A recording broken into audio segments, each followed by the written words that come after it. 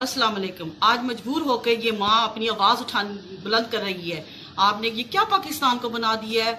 ये तो दिल हमारा दहल रहा है जो हम ये देख रहे हैं।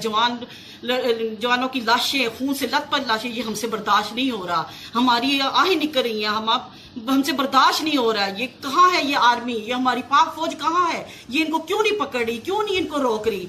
इनको गिरफ्तार करें। ये इमरान खान को भी तारे, हम पीटीआई के हैं लेकिन ये इमरान खान को निकाले। ये वाकई यहूदी निकला है, हमसे ये बर्दाश्त नहीं हो रहा। हमारे जो ये नौजवान नस्ल को जो इनके साथ जुल्म कर रहे हैं, इन्होंने कश्मीर फलस्तीन बना दिया है। हम जैसे उनकी माएँ तड़प रही थी वैसे अब हम तड़पे। हमसे ये बर्दाश्त नहीं हो रहा। ये फौरन आर्मी से मैं अपील करती हूँ कि ये इनको सारे सियासतदानों को पकड़े, ये शेख रशीद को भी पकड़े, इनको फांसियां दे, इनको अंदर करे, इनकी हुकूमत को बिल्कुल फौरन इनको उतारे। अब ये मैं पाकिस्तानी लोगों से कह रही हूँ कि ये निकलें, ये वक्त है निकलने का। ये लब्बैक वाले नहीं है, ये मुसलमान हैं, ये सारे हम एक जैसे हैं। अब निकलें, ये वक्त है, पूरा पाकिस्तान निकले। अगर ये लोग नहीं निकलेंगे तो हम औरतें निकलेंगी। देखना, ये औरतों को नहीं रोक सकेंगे, ये हमारे ऊपर गोलियां चलाएं। अब ये जो मार्च कर रहे हैं, अगर आपने इनको कोई नुकसान पहुंचाया, इन पे गोलियां चलाई, तो आपको मर्दों से ज्यादा ये औरतें नजर आएंगी। अब औरतें सारी बाहर निकलेंगी। मेरी हर पाकिस्तानी मर्द और औरत से दरख्वास्त है कि वो अपने कम से कम अपने जज्बात का इजहार तो करें जैसे मैंने किया है सारे, अब ताकि इनको पता चले कि ये सिर्फ लब्बैक का मसला नहीं, ये पूरे मुसलमानों का मसला। नहमदुहु व नसल्ली अला रसूलिल करीम, अम्मा बाद, फ़अऊज़ु बिल्लाहि मिनश शैतानिर रजीम, बिस्मिल्लाहिर रहमानिर रहीम। लब्बैक लब्बैक लब्बैक या रसूलल्लाह सल्लल्लाहु अलैहि वसल्लम।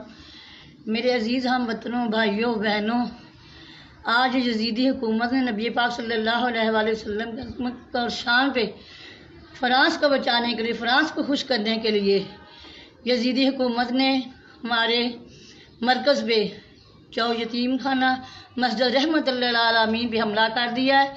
सब लोग जाके जल्द अज जल्द वहाँ पहुँचे। ये बात लब्बैक वालों की नहीं है, ये पूरी उम्मत मुसलमान की है और हम सब को अपना किरदार अदा करना चाहिए। माओ बहनों बेटियों को भी, अपने भाइयों को, बेटों को, सबको घरों से निकालो। अगर आज हम लोगों ने मैदान अमल में ना आए, लब्बैक वाले अकेले ही उधर शहीद होते रहे, तो कल को ये हुक्मरान, ये यजीदी हुकूमत हमारे घरों में ऐसा बना देगी हमारे मुल्क को जैसे कश्मीर, बर्मा, शाम, फ़लस्तीन बना हुआ है। कल को आप लोग पछताएंगे। और मेरी हाथ जोड़ के अपने फ़ौजी भाइयों बेटों से भी इल्तिजा है कि वो मैदान अमल में आएँ, क्योंकि ये नौकरियां तो सदा नहीं रहनी। मैं तो आप लोगों की ज़िंदगी के लिए दुआएं मांगती थी। जब भी नमाज़ पढ़ती थी, जब भी कोई मिलाद शरीफ होता था, तो मैं ये सबसे पहले दुआ करती थी कि अल्लाह मेरे फ़ौजी भाइयों बेटों की खैर फरमाना। वो हमारी सरहदों के पहरेदार हैं, उनकी वजह से हम महफूज हैं। अल्लाह उनकी ज़िंदगियाँ सलामत रखना। और आप लोगों के सदक़े देती रही हूँ। और आज मैं आपसे हाथ बांध के, हाथ जोड़ के ये इल्तिजा करती हूँ कि आप अल्लाह और अल्लाह के हबीब के वास्ते, पंचतन पाक का वास्ता आप लोगों को, आप मैदान अमल में आए और इस खून के जो बेगुनाह लोगों को शहीद किया जा रहा है उनकी मदद फरमाएं।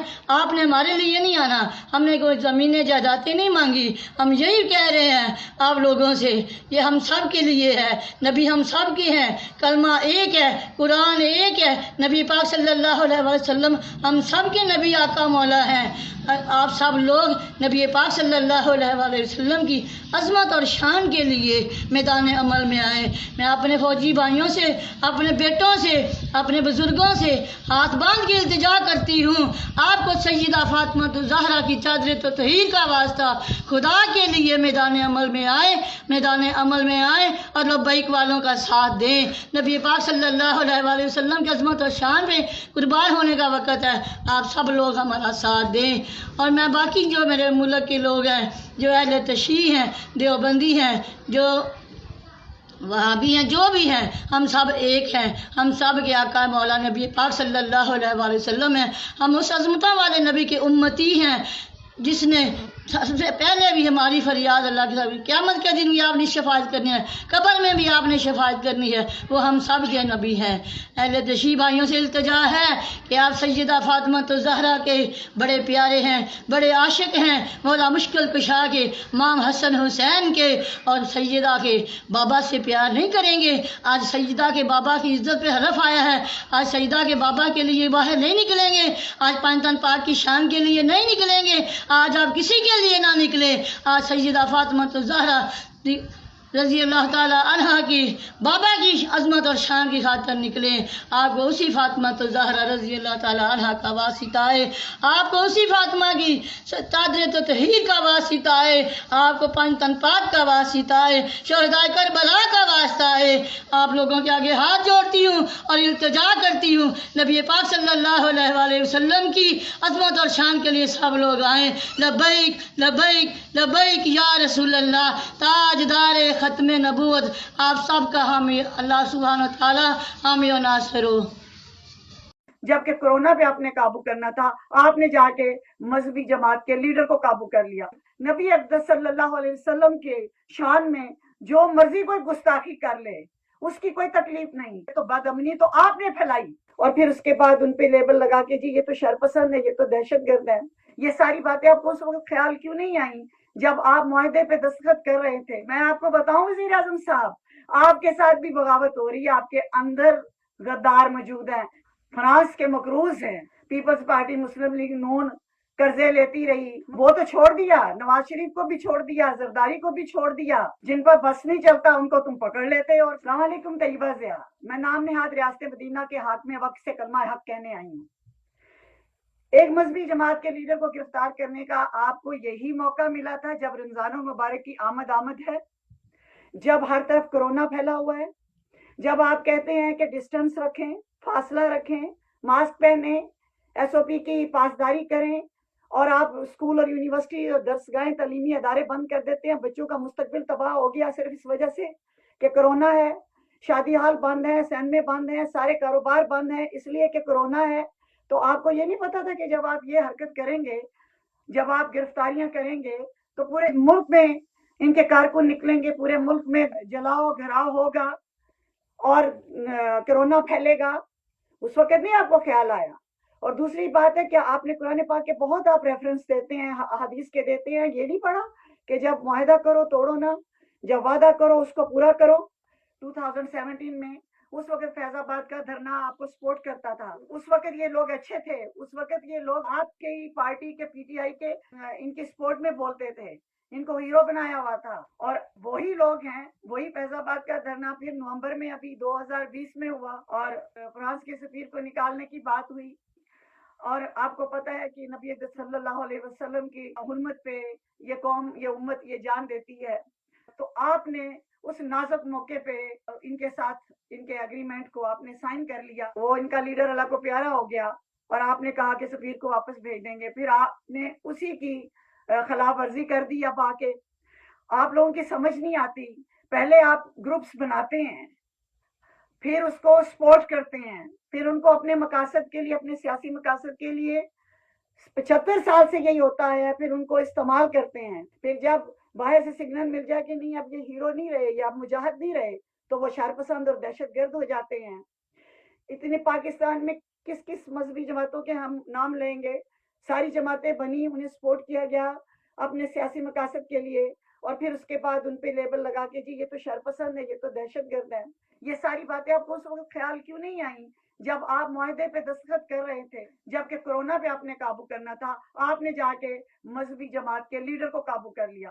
آپ کو پتا تھا ملک انارکی کی طرف پہلے ہی جا رہا ہے، انتشار، بہت سارے محاذ کھلے ہیں بے روزگاری کے، مہنگائی کے، اور پولیٹیکل بالکل مستحکم نہیں ہے آپ کی حکومت. تو بدامنی تو آپ نے پھیلائی.